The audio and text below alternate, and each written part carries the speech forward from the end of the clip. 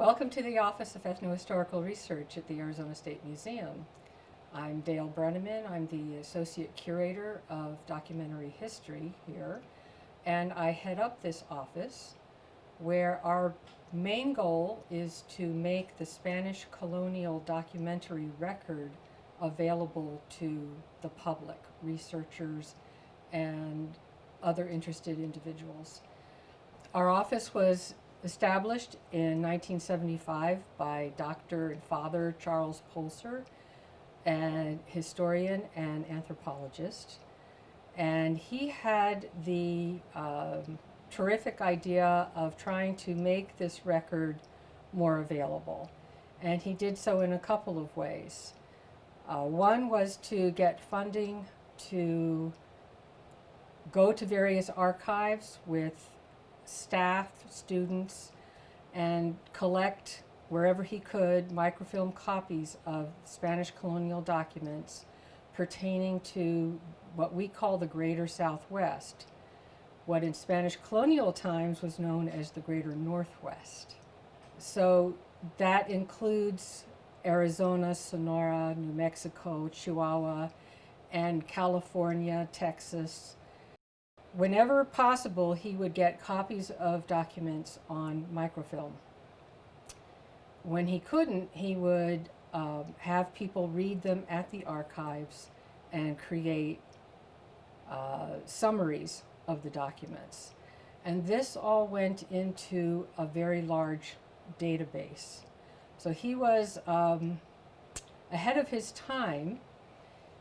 He came up with this idea in the 1970s. If people might remember that in the 1970s, we were not working with nice, compact, personal computers.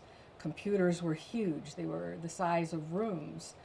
And a lot of people told him at the time that this just is a kind of a crazy idea. This won't really work. But he was very far-seeing and put this all together. And today, this database, it's a finding aid that is online, hosted by the U of A's main library. We do have a microfilm collection, a couple of cabinets filled with 1,200 reels of microfilm with copies of Spanish colonial documents. Our database that's online, what I have here, is the old school way that it looked before it was all put into a computerized database. So we still keep these, and these are actually quite handy. There are certain advantages to using these at times over the computerized system at this time, although with some improvements to the computerized database, that could change. So what we have here are finding aids. We can look up people's names. We can look up geographical places or other keywords and find a list of documents where that term is mentioned somewhere in the summary that was created. And so, for example, I have here an entry for Juan Bautista de Anza. He's a very famous name in Southwestern history, and there are just a whole lot of documents that have him included in them somewhere, either as an author of the document, or he may just be mentioned in the document with a lot of other information about him. So when we find these documents that are listed with a serial number, then we can go to look up the serial number, and there will be an entry that gives a lot of detailed information about the document. So this is not the document itself, it's a finding aid to help researchers identify documents that will be of use to them. So that's one of the ways that we make the documentary record more accessible to people. They can go online, look up these terms, and find documents that they're looking for. We get a lot of scholarly researchers who use this. We also get a lot more recently, a lot of people who are doing their genealogical research. The collection only goes up to 1821. We stop with Mexican independence, which was the end of the Spanish colonial period in this region. So people who are looking for more recent ancestors will not be able to find them in here. So it's a lot of the entries that people are looking for will date back to the late 1700s, when the Presidio system was really quite active in this area, northern Sonora. One of the other things that we do to make the record more available to people is to do documentary histories, where we will have a project that will focus on a particular topic, and we will use our own database to locate documents that will have information about that topic, and then we will transcribe and translate those documents, transcribe them from handwritten into typewritten Spanish, and then translate those into English, and then provide introductory material, put it all in context with introductions, annotations, and then those are published. We have a series that was done under Father Pulser on the Presidio and militia system. That has been out for quite a while, and the last couple of decades, we've been focusing more on indigenous peoples of the region and trying to better understand their experience of Spanish colonization. So that's kind of a tough thing to do when you're working with a documentary record that is, frankly, it's biased. It's all written by Spanish. You know, they're writing about what they see and understand or misunderstand of what they're observing with indigenous peoples.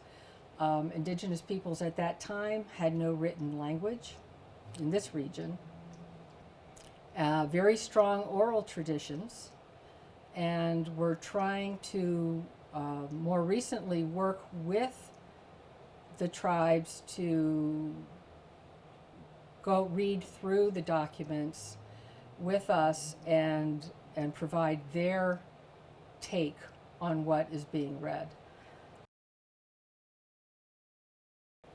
We've just been finishing up a Hopi project where we've been working for more than 20 years in collaboration with the Hopi tribe, specifically their Cultural Preservation Office.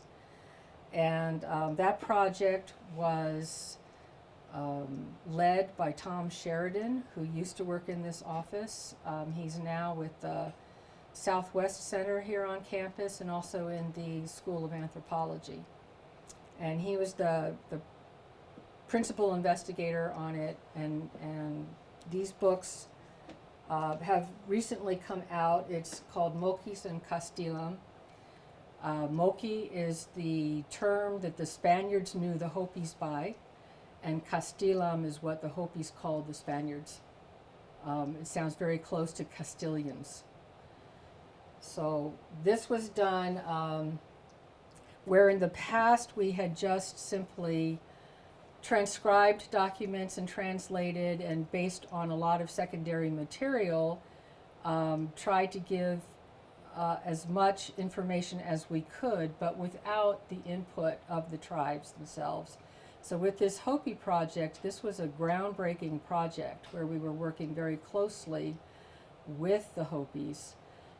In some cases, some of the documents not only were translated to English, but then the English translations were translated into Hopi. The documents were discussed with a large group of Hopi elders, as well as the Cultural Preservation Office. And so this is a really unique product here, where it combines not just the it combines Hopi interviews, interweaves them with the documents and the contextual information, the background that we supply on the documents. So it's really, I think, a terrific piece of work. What I'd like to do here is show some samples of some of the kinds of documents we're working with. These are documents from our O'odham Peeposh documentary history project. I think a lot of people are familiar with the term O'odham. They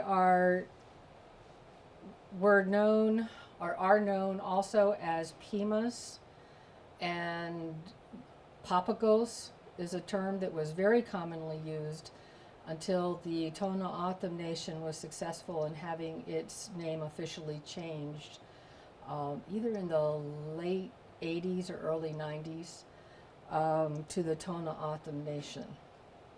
And then Peeposh are better known to people as Maricopa.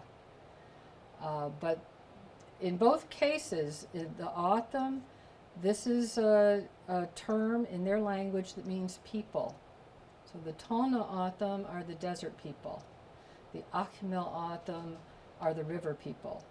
And out to the west, you have the Hiachet O'odham, who are the in the sand people. Peeposh, similarly, is their term for people. So it's a completely different linguistic group, but you have up at Salt River and at Gila River, Peeposh and O'odham living together in one, the same community.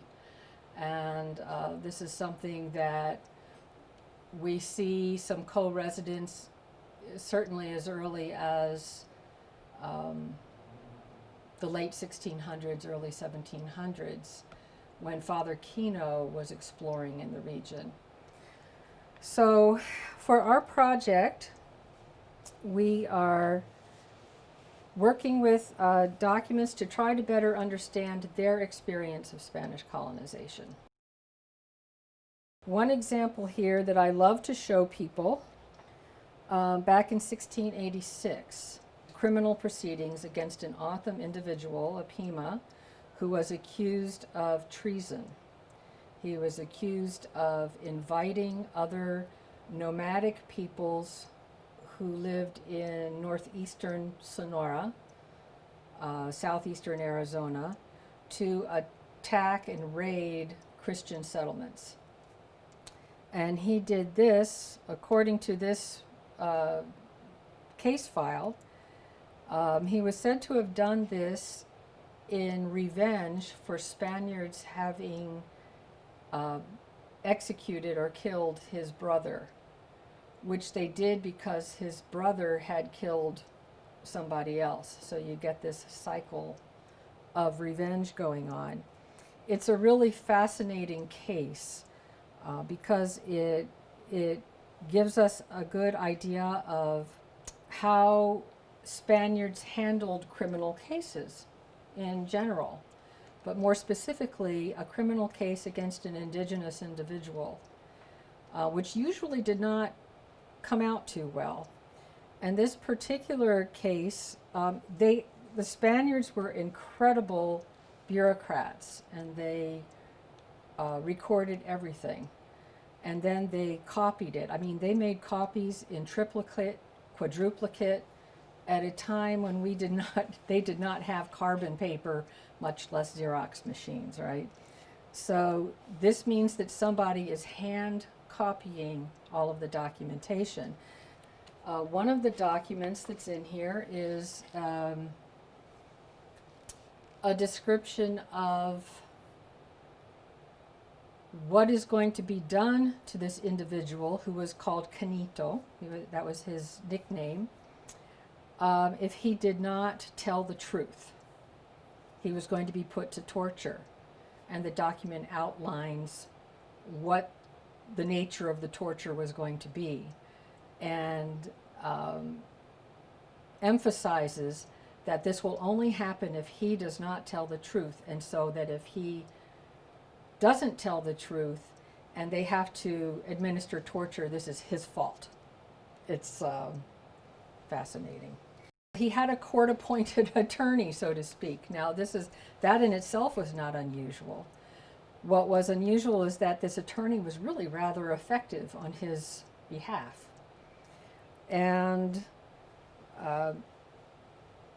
they go through all of this paperwork, all of this evidence. He was put to torture. They did gather testimony. It brings up the whole questions of how legitimate is information that's given under torture. So it's something we have to think about when we are trying to interpret this document and decide, how much of this is truth versus just what they wanted to hear. But ultimately, he is sentenced to death for this treason.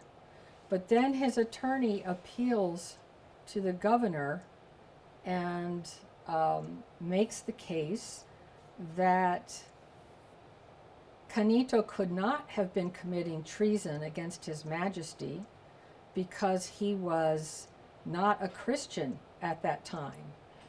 He didn't become a Christian until he was imprisoned, and then he was baptized. So he could not be a subject of His Majesty when he was not a Christian, so he could not be committing treason against His Majesty. So it turned out to be relatively effective, that his death sentence was commuted, but he was sentenced to labor for 10 years, and then we don't know what happened to him after that. And he was banished from Sonora. He could no longer come back to Sonora.